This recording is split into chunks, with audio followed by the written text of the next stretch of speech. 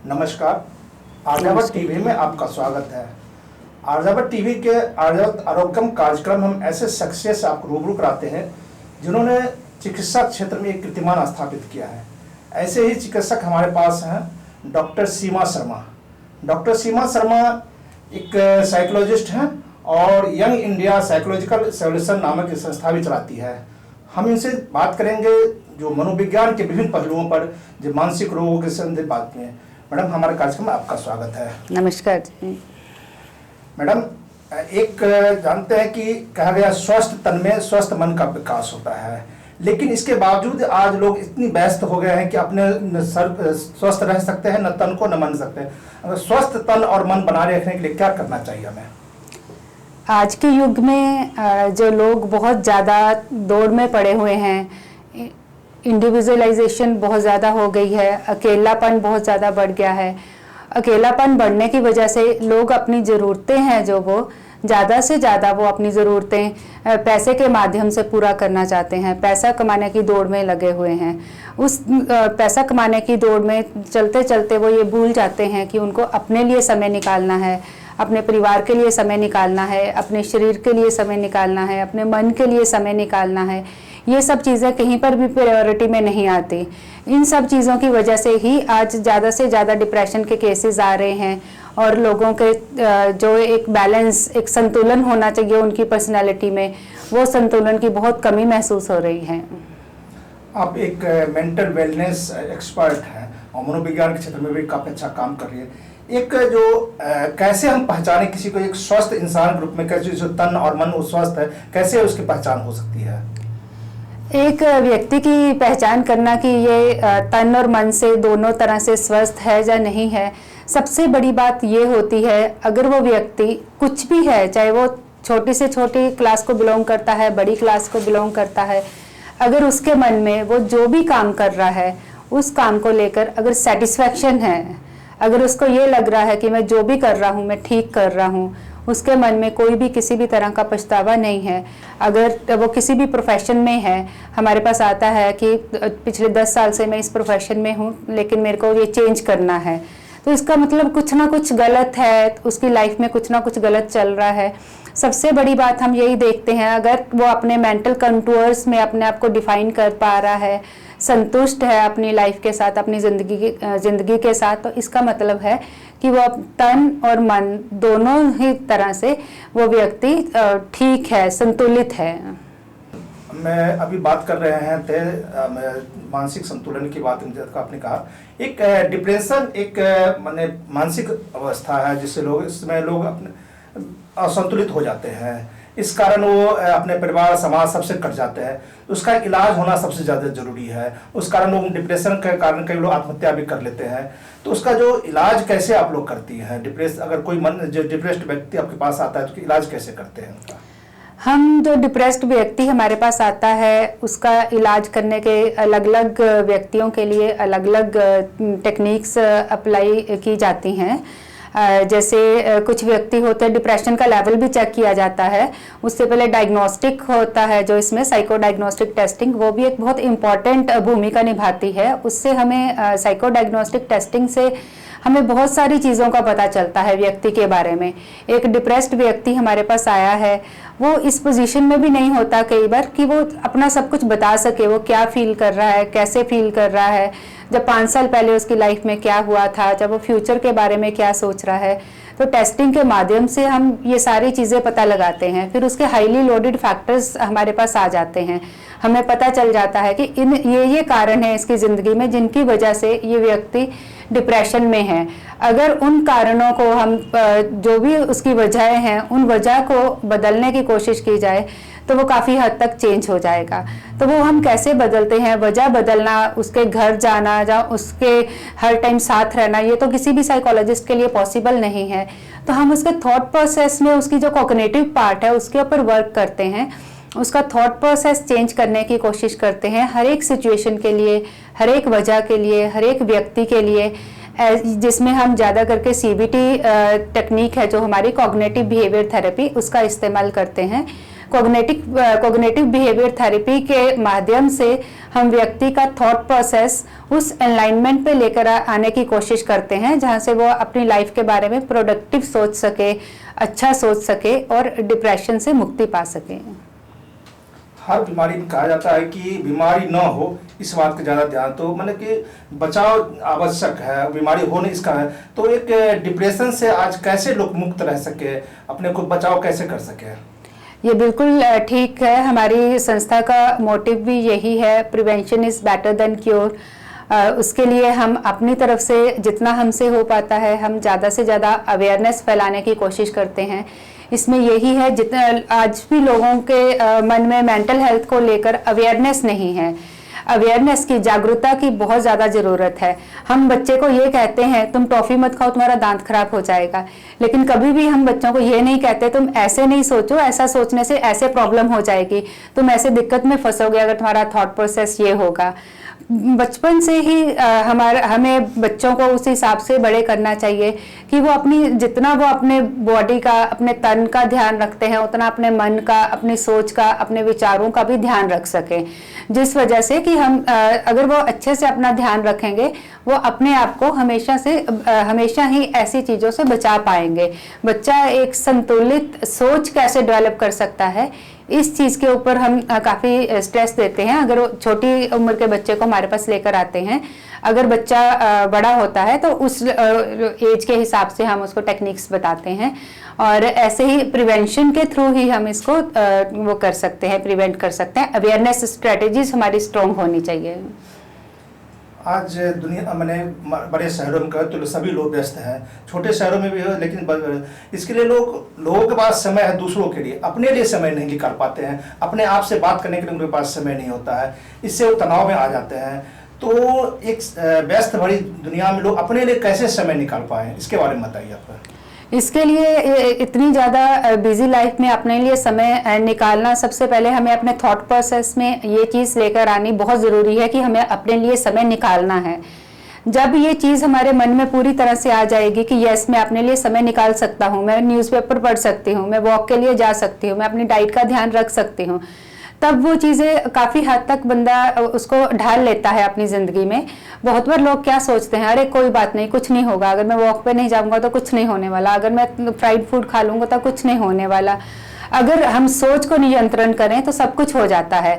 सोच पे नियंत्रण करके समय का सदुपयोग किया जा सकता है और अपने आप को डिप्रेशन से बचाया जा सकता है।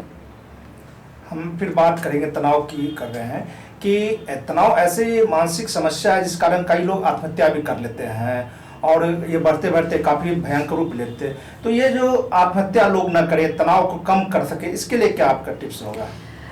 आत्महत्या तक सिचुएशन पहुंचती है। देखो, जैसे किसी को कभी बुखार हो गया, सब जाने, घर वाले, दोस्त, किसी को भी पता चलेगा कि इस बंदे को बुखार है, सब अपनी अपनी सलाह देंगे, अरे बुखार हो गया, आप ये दवा ले लो, क्रोसिन ले लो, उसको हॉस्पिटल ले जाओ, उसको उस डॉक्टर के पास दिखा दो, हम उस डॉक्टर को जानते हैं, उस डॉक्टर के पास ले जाओ। और बंदा इतने में आधा ठीक हो जाता है कि इतने लोग मेरी केयर करने वाले हैं, मेरा ध्यान रखने वाले हैं। लेकिन अगर किसी को इमोशनल लेवल पे, बिहेवियरल लेवल पे कुछ प्रॉब्लम हो रही है, सबसे पहले घर वाले ही उस चीज़ को दबाने की कोशिश करेंगे, अरे कोई बात नहीं, ये तो ऐसे ही होता है, ठीक हो जाएगा, कुछ समय के बाद ठीक हो जाएगा, कुछ टाइम के बाद तुम ठीक फील करोगे। अपने आप कैसे ठीक फील करेगा? जब बंदे के दिमाग में न्यूरोट्रांसमीटर्स की कंसंट्रेशन में कुछ बदलाव आ रहा है, उसके लिए उसको एक ट्रीटमेंट की ज़रूरत है। टाइमली ट्रीटमेंट नहीं मिलता, तब ये चीज़ें, जब डिप्रेशन होता है, स्टार्टिंग में ये माइल्ड मूड डिस्टर्बेंसेस ही होती हैं, धीरे धीरे इसके लेवल बढ़ते हैं और फिर एक पॉइंट पे जाकर सुसाइडल आइडिएशंस एंड सुसाइडल थॉट्स आने लगती हैं। अगर स्टार्टिंग में ही हम बच्चे के, बड़े के बिहेवियर में कुछ चेंज ऑब्जर्व कर रहे हैं, जो उसके उदास रहता है, खाने पीने को मन नहीं करता, जिन दोस्तों सहेलियों से पहले मिलकर बहुत खुश होता था, आजकल उनसे बात करने को मन नहीं करता, थका थका सा रहता है, अपने आप में रहना पसंद करता है। इन चीज़ों को, अगर हम इन लक्षणों को इग्नोर ना करें और सही से इलाज शुरू कर दें तो आत्महत्या तक नौबत ही नहीं पहुंचेगी। आप एक जाने माने साइकोलॉजिस्ट हैं और यंग इंडिया साइकोलॉजिकल सॉल्यूशन भी चलाती है। आजकल देख रहे हैं कि हमारे समाज में, देश में बलात्कार की घटनाएं बढ़ रही है, जो निकृष्ट मानसिकता का परिणाम है। इस जो मानसिकता को बदलने के लिए, इस घटनाओं को रोकने के लिए आपका क्या पहल होता है? इस कोई भी हमने एक सर्वे किया था यंग बच्चों के ऊपर, 10th 12th के स्टूडेंट्स थे, जिसमें हमने 3-4 क्वेश्चन ही पूछे थे कि आप क्रिमिनल बनना चाहते हो, क्या आप पिक पॉकेटिंग करना चाहते हो, या आप और भी किसी तरह के क्राइम में बड़े होकर आप करना चाहते हो। एक भी बच्चे का रिस्पॉन्स यस नहीं आया था। सबका रिस्पॉन्स, हमने 1000 स्टूडेंट्स के ऊपर सर्वे किया था, गवर्नमेंट स्कूल के स्टूडेंट्स से, सबने नो बोला था। तो देखिए, असल में कोई भी बंदा क्रिमिनल नहीं बनना चाहता, किसी भी तरह का क्राइम है कोई भी नहीं करना चाहता। सिचुएशंस ऐसी हो जाती हैं कि वो इस क्राइम में फंस जाते हैं। आधे से ज़्यादा जो ये इस टाइप के क्रिमिनल्स होते हैं वो एक दूसरे बंदे की वजह से उस क्राइम में धकेल दिए जाते हैं। अगर हम अवेयरनेस बहुत ज़्यादा रखें, not only at the family level, but अगर सोसाइटी की भी कुछ रिस्पॉन्सिबिलिटी, गवर्नमेंट की रिस्पॉन्सिबिलिटी हो, जैसे पोलियो ड्राइव है, गवर्नमेंट एक बहुत रिस्पॉन्सिबल तरीके से घर घर तक पोलियो ड्रॉप्स पहुंचाती है। ऐसे ही गवर्नमेंट के बहुत सारे सेंटर्स हैं, काउंसलिंग सेंटर्स हैं। अगर और ज़्यादा काउंसलिंग के माध्यम से हम लोगों को अवेयर कर सके तो ये घटनाएं बहुत कम हो जाएंगी, क्योंकि आने वाले समय में ऐसे महसूस होता है कि काउंसलिंग की बहुत ज़्यादा ज़रूरत है। बहुत सारी चीज़ें हम अपने सोसाइटी से बहुत सारा क्राइम काउंसलिंग की मदद से हम कम कर सकते हैं। तो ये जो घटनाएं किसी के मन में ऐसा ख्याल आता है, ये उसका थॉट प्रोसेस, उसकी एनर्जीज ठीक तरीके से चैनलाइज नहीं की गई, इसलिए इंसान के मन में ऐसा ख्याल आता है। अगर उसकी एनर्जीज सही तरीके से चैनलाइज की जाएं तो ऐसे ख्याल नहीं आएंगे। मैडम, आप चिकित्सा क्षेत्र में काफ़ी काम कर रही हैं और अच्छे साइकोलॉजिस्ट, तो इस क्षेत्र में जो आप कार्य कर रही हैं इसके लिए कई आपको सम्मानों से भी सम्मानित किया गया है, तो वो कौन कौन सम्मान, उसके बारे में बताइए आप। मेरे को ICSSR की तरफ से रिसर्च में पुरस्कार मिला है, सुसाइड के ऊपर रिसर्च में, और अमेरिका NCERT की तरफ से भी तो ये सुसाइड के ऊपर ही, रिसर्च के ऊपर ये पुरस्कार मिला है। आजकल हम बात करें तो शहरों महानगरों में महिलाएं भी सभी क्षेत्र में आगे बढ़ रही है, लेकिन कुछ ऐसे भी शहर है, छोटे शहर, ग्रामीण इलाके में आज महिला उस क्षेत्र जहाँ तक पहुँचा चाहे नहीं पहुँच पाती है। तो इसके आप एक महिला है, एक माने जागरूक महिला है, तो उनके लिए क्या सुझाव देंगे कि वो भी आगे बढ़ पाए, समाज के लिए एक दिशा दे पाए? उनके लिए हम यही सुझाव देंगे कि जहाँ पर भी महिला है, वो जिस भी गांव में है, जिस भी प्रांत में है, जहाँ पर भी वो रह रही हैं, अपने परिवार को, अपने जो उनकी सोसाइटी के नॉर्म्स हैं, उनको साथ लेकर भी वो आगे बढ़ सकती है हमेशा। सब जनों के सहयोग से सबसे पहले तो उस गांव में जहाँ पर भी महिला रहती हैं, वहाँ पर जो टेक्नोलॉजिकली सुविधा अवेलेबल हैं, वो टेक्नोलॉजी का यूज़ करके अपने आप को आगे बढ़ा सकती हैं। दूसरा, आजकल कोई गांव ऐसा नहीं है कि जहाँ पर बिल्कुल भी कोई काम करने की अपॉर्चुनिटी नहीं है महिलाओं के पास। हर एक गांव में महिलाओं के पास काम करने की अपॉर्चुनिटी है। वो उस हिसाब से थोड़ा आगे बढ़े, अपने आप में थोड़ा सा कॉन्फिडेंस लेकर आएँ, और जो भी सेवा वो दे सकती हैं समाज के लिए, जो भी कर सकती हैं, करने की कोशिश करें। ऐसे करके धीरे धीरे वो अपने आप को एस्टेब्लिश कर पाएंगे।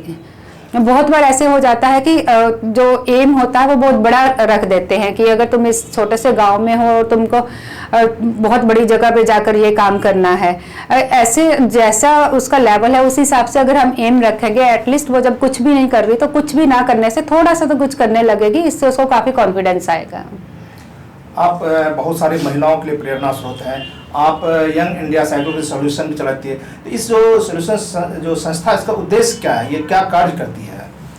जो यंग इंडिया साइकोलॉजिकल सॉल्यूशंस है, सबसे पहला उद्देश्य तो अवेयरनेस स्प्रेड करना है। हम ज़्यादा से ज़्यादा अवेयरनेस स्प्रेड करने की कोशिश करते हैं मेंटल हेल्थ के इश्यूज़ को लेकर।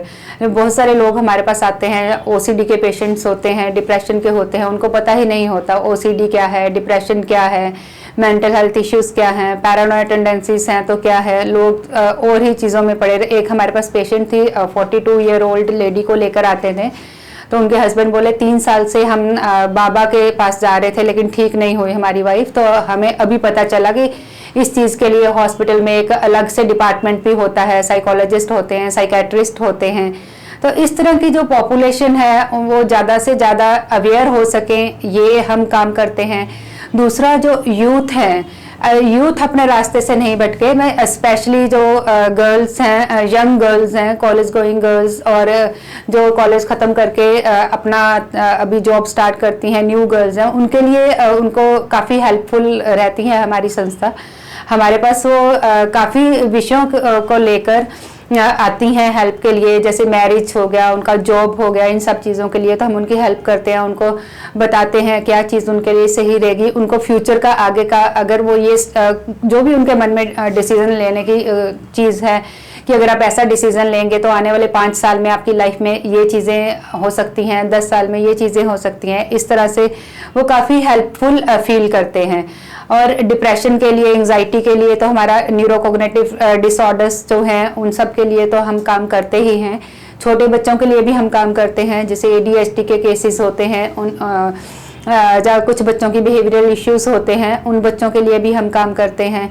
हमारे पास एल्डरली पेशेंट्स भी आते हैं अराउंड 50-60, उनको बहुत वजह से, जैसे बच्चा पढ़ लिख गया, बाहर चला गया, पेरेंट्स इधर हैं, तो उनका एक तालमेल नहीं बन पाता, वो कैसे अपने आप को एडजस्ट कर सकते हैं इस नए माहौल में जो उनके बच्चों की अच्छी अच्छी जॉब्स की वजह से घर में क्रिएट हुआ है। जबकि खुशी आनी चाहिए, बच्चों की अच्छी जॉब लगी है, बच्चा फॉरेन में सेट हो रहा है, लेकिन उस वजह से काफ़ी प्रॉब्लम, बहुत सारे पेरेंट्स ऐसे भी हैं हमारे पास जिनको काफ़ी प्रॉब्लम का सामना करना पड़ रहा है।